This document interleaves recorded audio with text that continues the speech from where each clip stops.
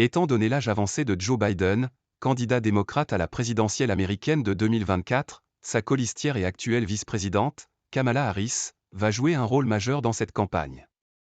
Habituellement discrète, elle va devoir prendre les rênes de la tournée fédérale du candidat.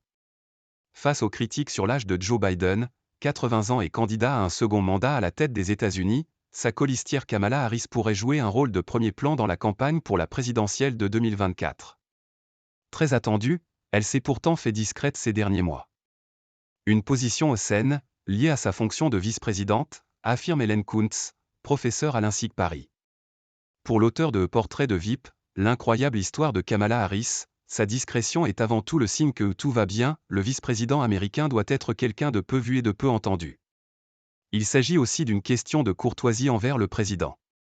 Il est très rare que des vice-présidents aient éclipsé le chef d'État comme cela s'est vu au temps de George W. Bush avec Dick Cheney. Ça n'était pas normal.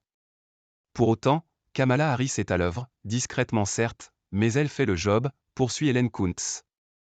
Si vous observez son parcours de procureure générale et de sénatrice de la Californie, c'est quelqu'un qui ne prend aucun risque. Et ça a été un pari gagnant jusqu'ici. Tournée dans les universités. Dans les sondages pourtant, la discrétion de la colistière de Joe Biden ne paie pas.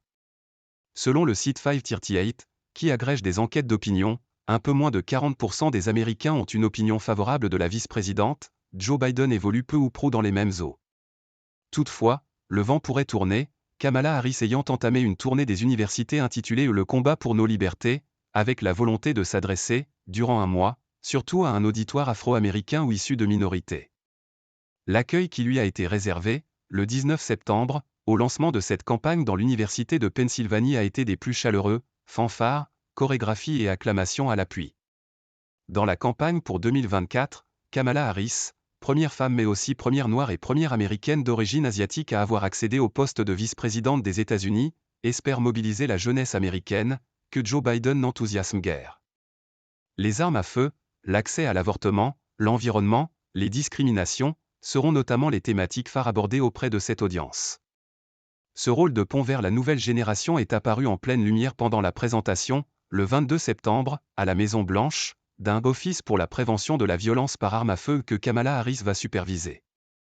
Sur l'estrade, ce jour-là, le président Joe Biden, le démocrate Maxwell Frost, 26 ans, premier élu de la génération Z au Congrès, et au milieu, Kamala Harris, 58 ans, comme pour tracer un trait d'union. Kamala Harris va devoir endosser le rôle de la marathonienne.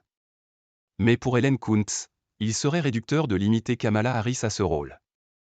La spécialiste rappelle la stature internationale acquise ces dernières années par la vice-présidente, qui a effectué une tournée récente en Afrique, la conduisant au Ghana, en Tanzanie et en Zambie, après la Corée du Sud en 2022. L'année prochaine, Kamala Harris va devenir une actrice majeure de la course à la Maison-Blanche puisqu'elle sera aussi sollicitée pour seconder le candidat démocrate dans sa tournée américaine. À la différence de 2020, où la campagne avait eu lieu en pleine pandémie de Covid-19 et en partie par Zoom, ils vont devoir parcourir cette fois les 50 États américains. C'était déjà éprouvant pour Barack Obama, qui avait une quarantaine d'années lors de sa campagne en 2008. Donc avec Joe Biden qui a 80 ans, Kamala Harris va devoir endosser le rôle de la marathonienne, prédit Hélène Kuntz. Pourquoi donc Joe Biden ne lui laisse-t-il pas la place? Face à Donald Trump, les démocrates ne veulent prendre aucun risque, s'avance la spécialiste, qui rappelle au passage que le candidat républicain, âgé de 77 ans, n'a que 3 ans de moins que l'actuel président américain. On ne sait pas si Kamala Harris ou un autre peut l'emporter. Mais Joe Biden, lui, a déjà battu Trump une fois. Avec AFP.